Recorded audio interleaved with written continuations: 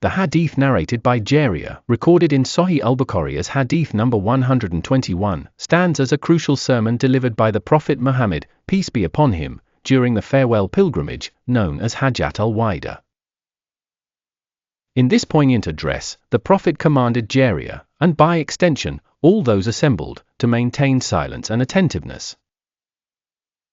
His call for quietude was not merely an instruction for auditory silence but symbolized the gravitas of the forthcoming message that carried immense importance for its listeners and future generations.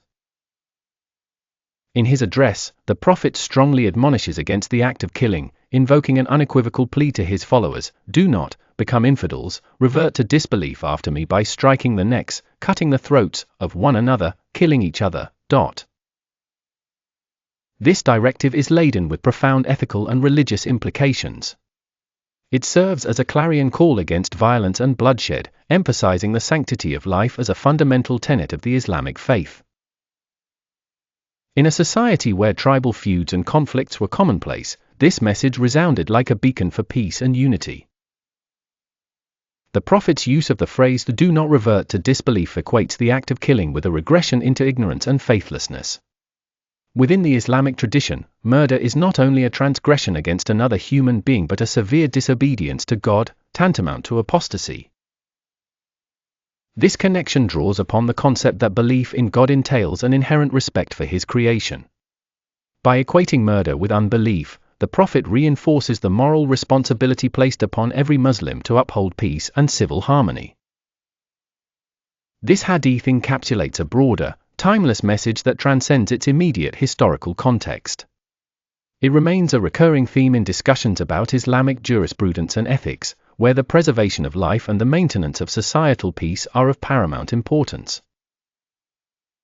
Contemporary Islamic scholars often reference this hadith when discussing issues of violence and the ethics of warfare, drawing upon its insistence on non-violence.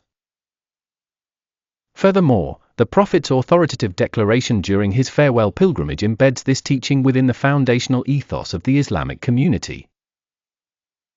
It underscores that devoutness is not only expressed through ritual practice or personal piety but through actions that promote the welfare and dignity of the entire community. This hadith serves as a reminder of the unity and empathy that should define the bonds between Muslims around the world. Thus, hadith number 121 from Sahi Al-Bukhari is more than a historical artifact, it is a living testament to the core values of Islam that continues to guide and inspire followers today. Its relevance is as palpable now as it was over a millennium ago, echoing a universal yearning for peace, justice, and humanity's collective betterment.